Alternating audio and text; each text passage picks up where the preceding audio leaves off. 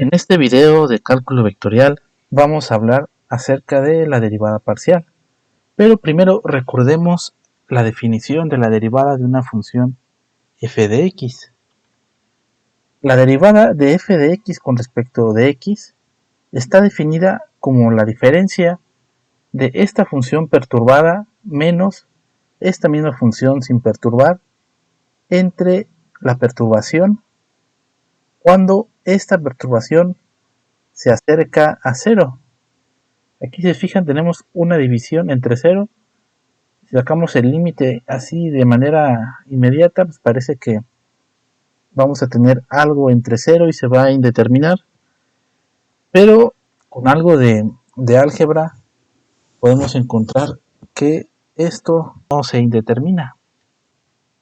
Tan así que tenemos fórmulas de derivación para todo tipo de funciones. También vimos que este concepto de derivada lo podíamos aplicar a una función vectorial.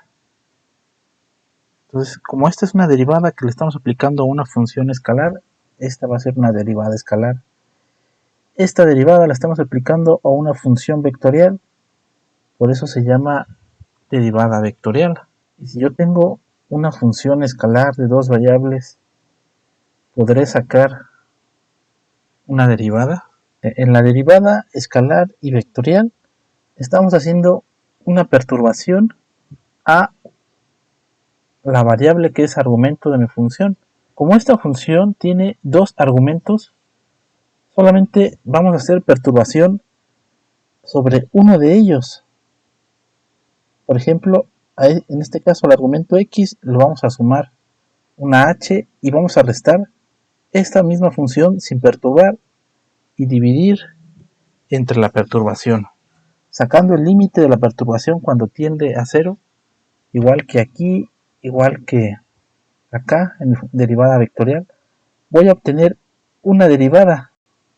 Pero como esta función tiene más de un argumento, esta es una derivada parcial. ¿Sí? Porque no estamos derivando sobre todos los argumentos.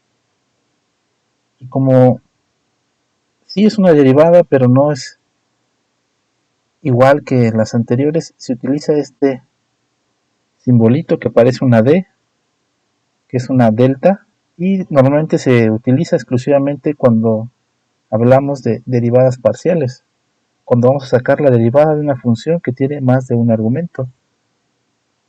Así como aquí perturbamos alrededor de esta variable x, en esta de aquí abajo perturbamos a la variable y, le sumamos una perturbación, restamos esta función sin perturbar, dividimos entre la perturbación h y sacamos el límite cuando esto tiende a 0 y obtenemos la definición de la derivada parcial de f de xy con respecto de y. Nosotros teníamos una notación corta para expresar derivada de f con respecto de x y es f' de x. Tenemos una notación similar para la derivada vectorial que es r' de t.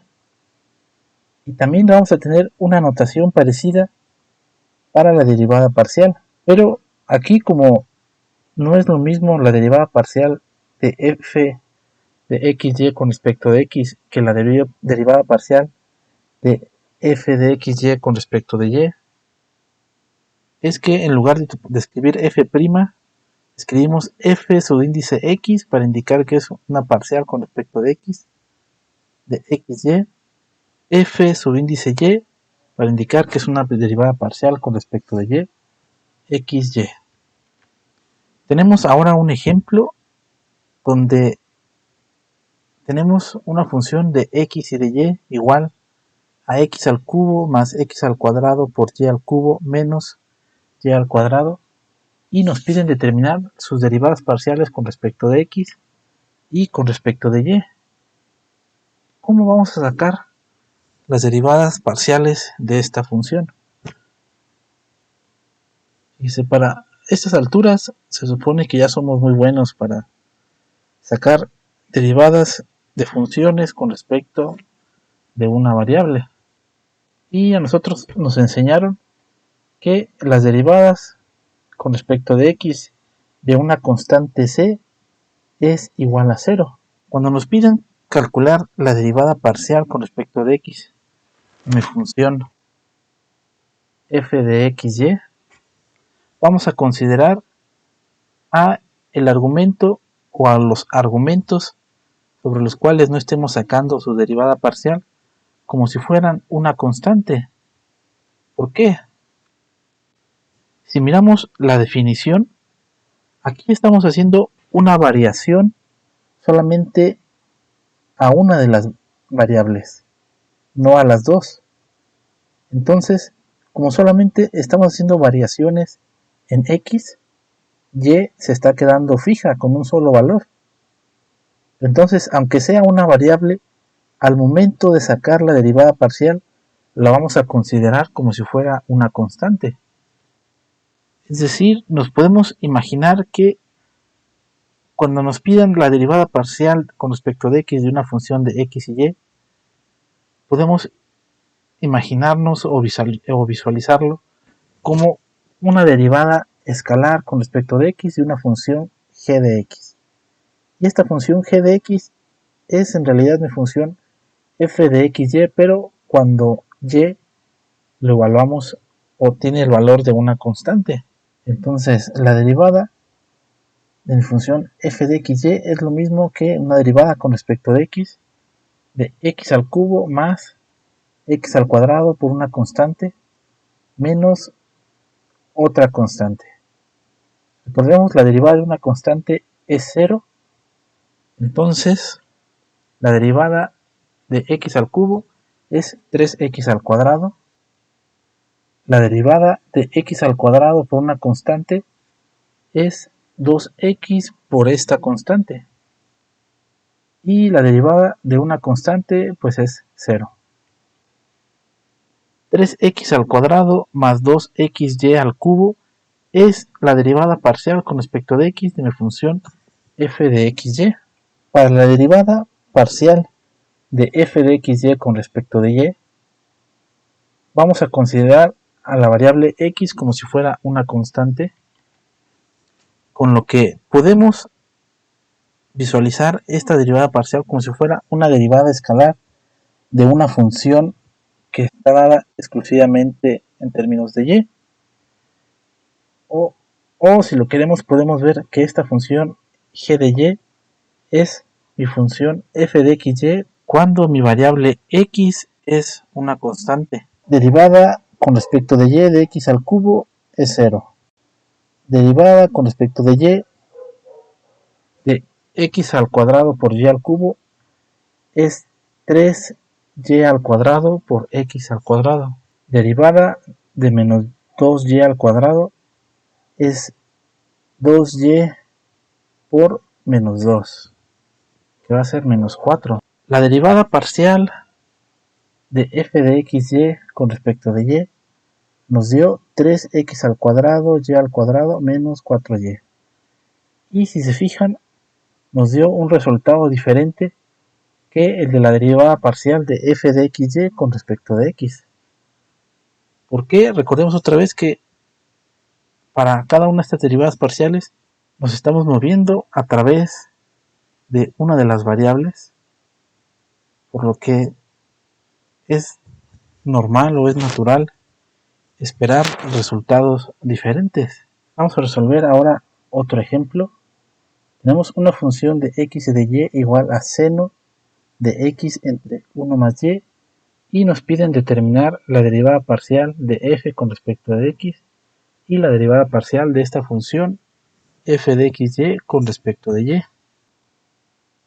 Entonces, la derivada parcial de f con respecto de x va a ser la derivada parcial de seno de x entre 1 más y con respecto de x. Ahora, ¿cómo vamos a sacar la derivada de esto? Como estamos haciendo la derivada con respecto de x, tenemos que considerar a todas las demás variables, que en este caso son y, como si fueran una constante.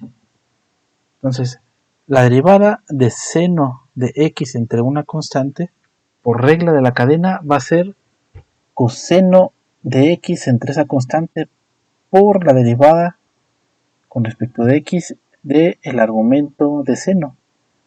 La derivada de x entre 1 más y, que también es constante, va a ser 1 entre y. Lo que nos va a dar coseno de x entre 1 más y entre 1 más y. Ahora vamos con la derivada parcial con respecto de y. Nos va a dar derivada parcial con respecto de y de seno de x entre 1 más y. Ahora, como estamos derivando con respecto de y, ahora x la vamos a considerar como si fuera una constante.